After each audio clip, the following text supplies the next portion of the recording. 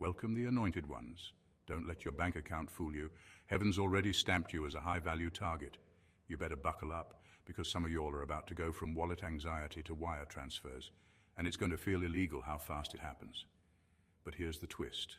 Sudden wealth doesn't just come with commas and confetti. It comes with spiritual warfare, psychological curveballs, and a whole new tax bracket of temptations. Let me ask you something real. What if the delay wasn't denial, but divine disguise? Because here's a fact most don't know. Over 70% of lottery winners end up bankrupt or broke within 5 years. Why? Not because money is evil, but because they were never trained to carry what they caught. And chosen one, that ain't going to be your story. This isn't just about money. This is about alignment, assignment, acceleration. God has been quietly upgrading your internal infrastructure for something bigger than status. He's not just preparing to give you wealth, He's preparing to trust you with it. And yes, your glow-up will confuse people. 1 minute they're ignoring you, the next minute they're Googling how to look rich without looking jealous. So if you've been feeling an unusual stillness lately, if your spirit's been low-key rehearsing the unfamiliar, if you've caught yourself checking your bank app even though you know there's only $5.16 in there, this message is your confirmation, because you're not just getting money, you're becoming a move of God in human form. Let's talk about it. Number 1.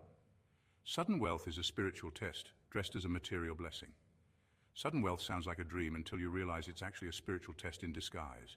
It shows up looking like a reward, but underneath the surface, it's a divine examination of everything you thought you had under control. When you finally get the money, when the accounts are full, and when you don't have to worry about bills anymore, that's when the real test begins. Because when you're broke, your choices are limited, you're careful, you plan, you pray. But when the options multiply, so do the temptations, and that's where most people fall.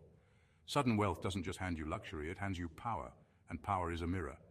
It reflects your hidden motives, your secret fears, your old wounds, that craving to show off, that desire to be seen, that quiet hunger for validation. It all starts rising to the surface. And if you're not grounded, if your identity is still attached to what you didn't have growing up, then the wealth will own you instead of serve you. Some people think God gives wealth to show off His favor, but that's not entirely true.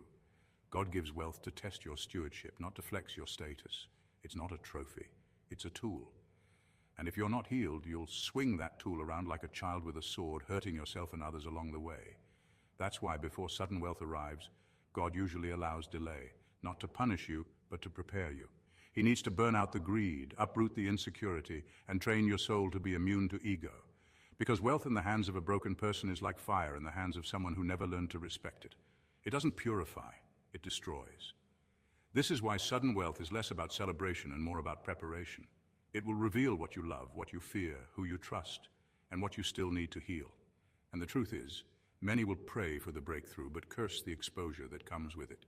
But the chosen one understands.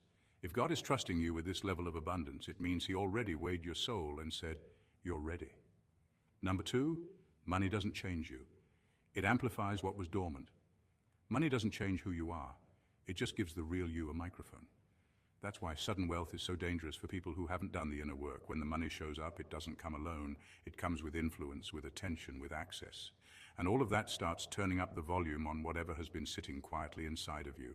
If you were bitter before, you'll become reckless. If you were insecure, you'll start needing approval from strangers. If you were secretly power hungry, you'll start using money to control people. The money didn't create that. It exposed it. People love to say, when I get money, I'll finally be happy. But if happiness was missing before, wealth will only highlight the emptiness. Because wealth isn't a fix, it's a flashlight. It will shine on everything you didn't want to face when you were broke. Suddenly you'll start seeing your habits, your fears, your spending addictions, your craving for applause. And if you haven't mastered your impulses, you'll convince yourself you're just enjoying life when really you're drowning in distractions. That's why many chosen ones experience long seasons of lack before the breakthrough. It's not punishment, it's training. God gives you time to get free from the ego, the trauma, the unhealthy patterns. He watches how you act when no one's watching. Because if you can be faithful with little, you can be trusted with more. But if you're already using your last dime to impress people who don't care, what will you do when you have millions? Wealth will make your name louder. But if your character hasn't been built, the spotlight will feel like a curse. You'll question who really loves you. You'll second guess every yes. And if you're not rooted in truth, You'll start trying to become who people want, not who you actually are.